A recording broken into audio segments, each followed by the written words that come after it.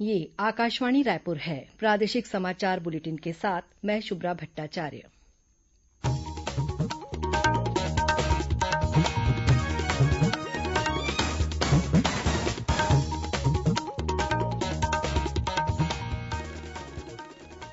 और अब पेश है आज के मुख्य समाचार। प्रधानमंत्री नरेंद्र मोदी ने आज छत्तीसगढ़ सहित 10 राज्यों के मुख्यमंत्रियों के साथ वर्चुअल बैठक कर कोरोना संक्रमण की स्थिति की समीक्षा की। बैठक के दौरान मुख्यमंत्री भूपेश बघेल ने बताया कि छत्तीसगढ़ में कोरोना संक्रमण की स्थिति नियंत्रण में है। प्रदेश में निर्माण कार्यों के ठेकों के जरिए ब्लॉक स्तर पर स्नातक बेरोजगारों को रोजगार उपलब्ध कराया जाएगा। और स्वास्थ्य मंत्री ने प्रदेश में जैपनीज इंसेफेलाइटिस टीकाकरण अभियान का ऑनलाइन शुभारंभ किया।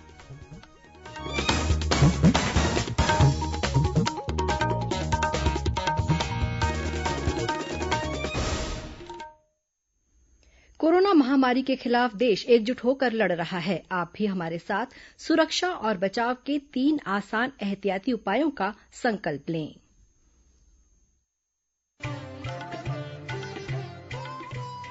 कोविड-19 से बचाव और सुरक्षित रहने के 3 उपाय।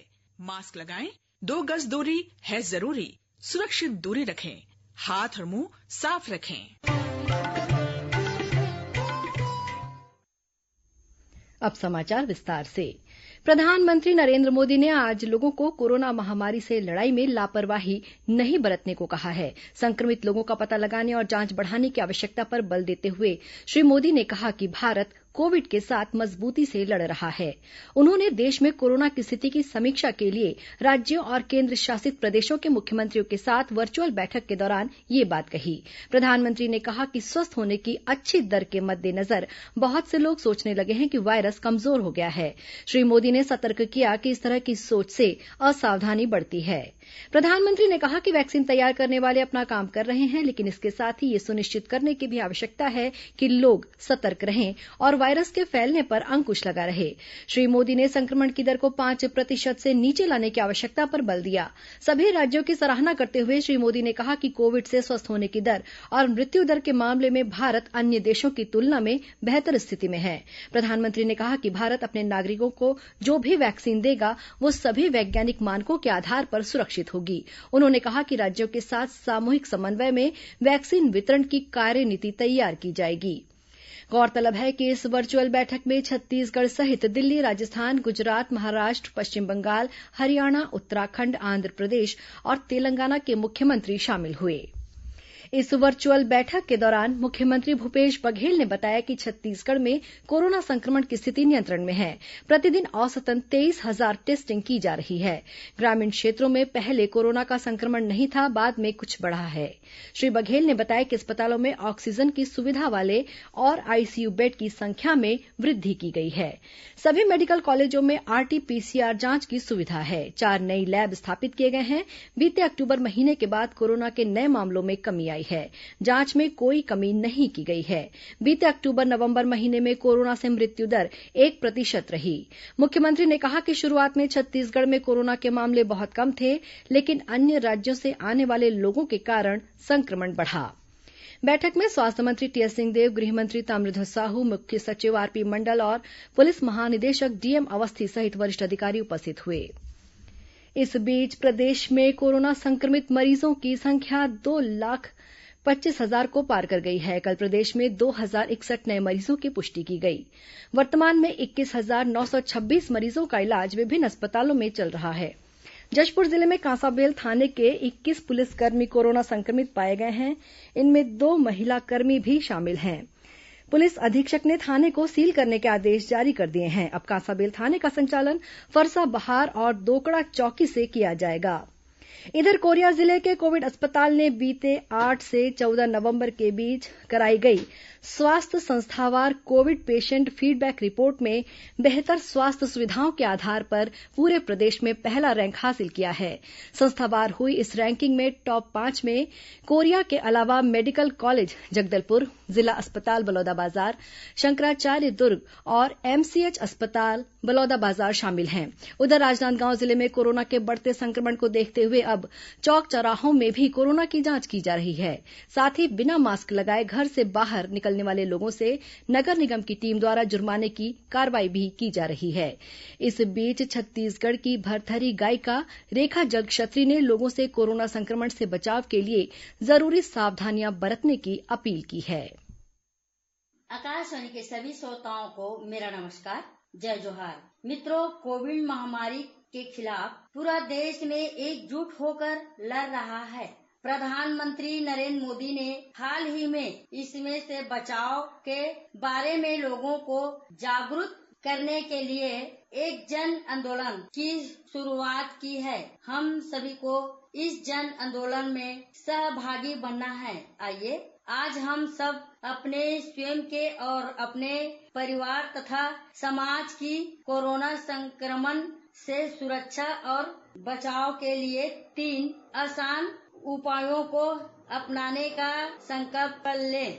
आप जब भी घर से बाहर निकले तो मास्क जरूर लगाएं। बाजार या किसी भी भीड़ भाड़ वाली जगहों पर जाएं तो लोगों से सुरक्षित दूरी बनाए रखें और साथ ही समय समय पर हाथों में साबुन और पानी से धोते रहें। ये 3 आसान उपाय अपनाकर हम कोरोना को मात दे सकते हैं। याद रखें, जब तक दवाई नहीं तब तक ढिलाई नहीं। इस बीच राज्य में कोरोना टीकाकरण की तैयारियां प्रारंभ कर दी गई हैं। राज्य में स्वास्थ्य कर्मियों का करीब 98% डाटा एकत्र कर लिया गया है। टीकाकरण के लिए करीब 28,000 स्थलों और 8,000 से अधिक वैक्सीनेटर चिन्हांकित किए जा चुके हैं। स्वास्थ्य विभाग के अधिकारियों ने बताया कि वैक्सीन के सुरक्षित संधारण के लिए राज्य में 630 कोल्ड चेन प्वाइंट कार्य कर रहे हैं और 80 नए कोल्ड चेन प्वाइंट बनाए जा रहे हैं। सुरक्षित संधारण के लिए 85,000 लीटर की अतिरिक्त क्षमता है। उन्होंने बताया कि वैक्सीनेटर की संख्या बढ़ाने के लिए पुरुष स्वास्थ्य कार्यकर्ताओं को प्रशिक्षित किया जा रहा है और निजी स्वास्थ्य संस्थाओं के वैक्सीनेटर को भी चिन्हांकित कर प्रशिक्षित किया जाएगा। टीकाकरण से संबंधित सीरिंज और अन्य सामग्री के संधारण के लिए राज्य, क्षेत्रीय और जिला स्तर पर ड्राई स्टोर चिन्हांकित किए गए हैं। टीकाकरण की संपूर्ण निगरानी और समन्वय के लिए राज्य स्तरीय स्टीयरिंग समिति बनाई जा चुकी है। राज्य स्तरीय टास्क फोर्स समिति की बैठक भी हो चुकी है।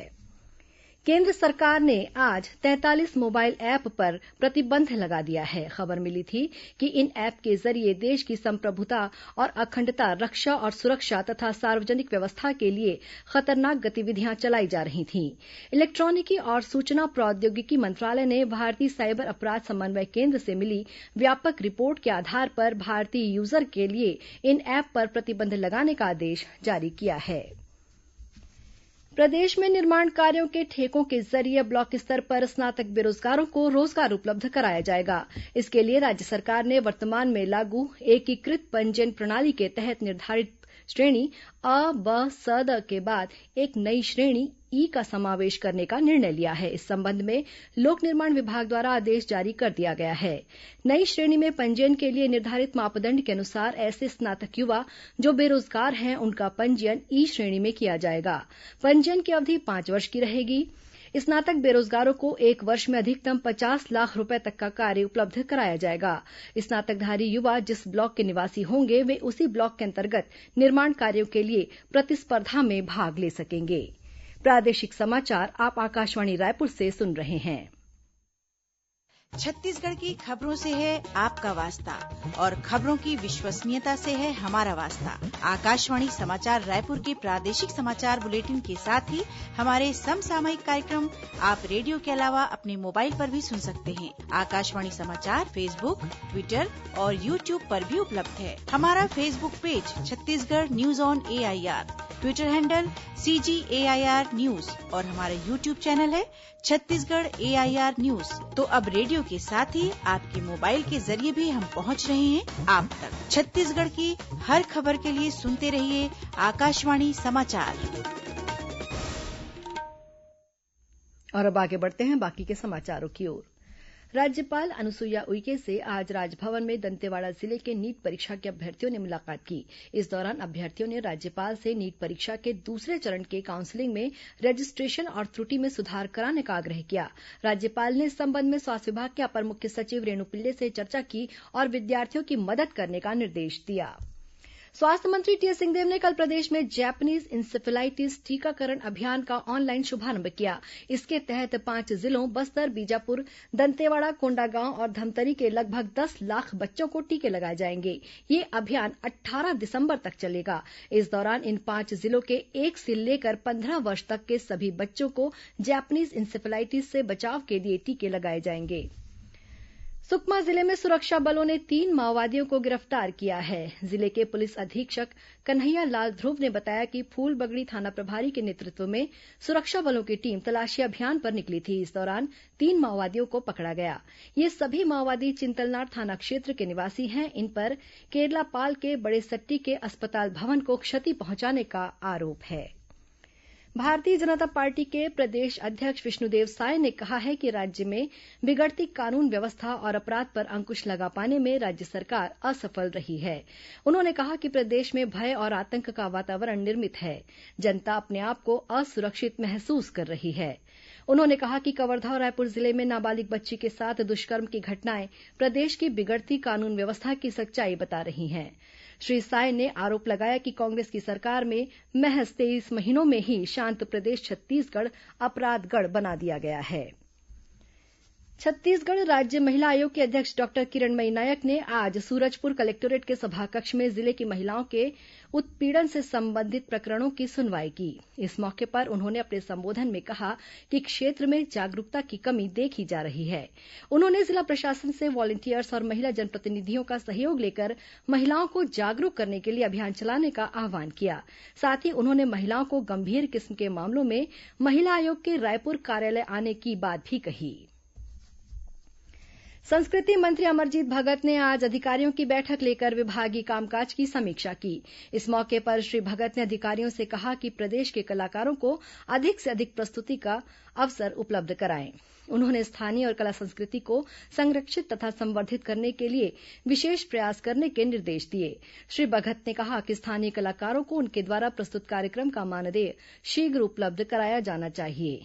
संस्कृति मंत्री ने छत्तीसगढ़ की लोक संस्कृति, लोकगीत, लोकगाथा, नृत्य और नाटक परंपरा को संरक्षण देने तथा उनका व्यापक प्रदर्शन के अवसर उपलब्ध कराने के भी निर्देश अधिकारियों को दिए। ट्रेड यूनियनों के संयुक्त मंच द्वारा केंद्र सरकार की नीतियों के विरोध में 26 नवंबर को देशव्यापी हड़ताल का आह्वान किया गया है। इस संयुक्त मंच के प्रदेश संयोजक धर्मराज महापात्रा ने बताया है कि इस हड़ताल को सफल बनाने के लिए आज रायपुर में नुक्कड़ सभाएं की गई। उन्होंने बताया कि हड़ताल की पूर्व संध्या पर कल प्रदेश के अनेक स्थानों में मशाल जुलूस निकाला जाएगा। श्री महापात्रा ने बताया कि इस हड़ताल को किसान संगठनों ने भी अपना समर्थन दिया है। इस बीच हिंदुस्तान इस्पात ठेका श्रमिक यूनियन सीटू ने भी 26 नवंबर को भिलाई इस्पात संयंत्र के मुख्य गेट पर प्रदर्शन करने का निर्णय लिया है। कोरबा अमृतसर त्रिसाप्ताहिक पूजा स्पेशल ट्रेन आज कोरबा से रवाना हुई। ये ट्रेन अमृतसर तक चलेगी। इसी प्रकार 26 नवंबर को अमृतसर से पूजा स्पेशल ट्रेन बिलासपुर के लिए रवाना होगी। वहीं दुर्ग से कल दुर्ग जम्मूतवी पूजा स्पेशल ट्रेन रवाना होगी, जो जम्मूतवी तक चलेगी। जांजगीर चांपा जिले के ग्राम गुदरी में पराली जलाने के दौरान खेत में रखे किसान की फसल जलकर खाक हो गई। इस घटना में किसान को हजारों रुपए का नुकसान होने की आशंका है। एसडीएम मेनका प्रधान ने मामले को गंभीरता से लेते हुए पटवारी को घटनास्थल का जायजा लेने के लिए भेजा है। पटवारी की रिपोर्ट के आधार पर नुकसान का आकलन किया जाएगा। और अब पेश है मौसम का हाल। प्रदेश में आगामी 24 घंटों के दौरान मौसम बदलने के आसार हैं। इस दौरान बादल छाए रहेंगे और छिटपुट बौछारें पड़ने की भी संभावना है। मौसम विभाग से मिली जानकारी के मुताबिक 26 और 27 नवंबर को प्रदेश के कई स्थानों पर बारिश हो सकती है। 28 नवंबर को मौसम खुलने के बाद ठंड बढ़ेगी। अब कुछ अन्य खबरें संक्षिप्त में। खाद्य सचिव डॉक्टर कमलप्रीत सिंह ने आज महासमुंद जिले में झालखमरिया और घुंचापाली सोसायटी का निरीक्षण किया। साथ ही आगामी 1 दिसंबर से समर्थन मूल्य पर शुरू होने वाली धान खरीदी की तैयारियों का जायजा भी लिया। राष्ट्रीय सांप्रदायिक सद्भाव अभियान सप्ताह 19 नवंबर से मनाया जा रहा है। कल अंतिम दिन 25 नवंबर को झंडा दिवस मनाया जाएगा। राजनांदगांव कलेक्टोरेट में कल तिरंगा झंडे के सम्मान में कार्यक्रम का आयोजन किया गया है। कक्षा 10वीं 12वीं और डीएलएड प्रथम वर्ष की पूरक परीक्षा आगामी 28 नवंबर से शुरू होगी। आज राजनांदगांव स्थित स्टेट हाई स्कूल में कड़ी सुरक्षा के बीच परीक्षा की गोपनीय सामग्री का वितरण किया गया। कबीरधाम जिले में चिल्फी थाना पुलिस ने मध्यप्रदेश से अवैध परिवहन कर छत्तीसगढ़ लाए जा रहे 252 क्विंटल धान को जब्त किया है। राजनांदगांव जिले के खैरागढ़ में बाजगुड़ा की उचित मूल्य दुकान को बारदाना जमा नहीं करने पर निलंबित कर दिया गया है। मितानिन दिवस के मौके पर भिलाई नगर विधायक और महापौर देवेंद्र यादव ने मितानिन तथा आरोग्य समिति के सदस्यों को उनके श्रेष्ठ कार्यों के लिए सम्मानित किया।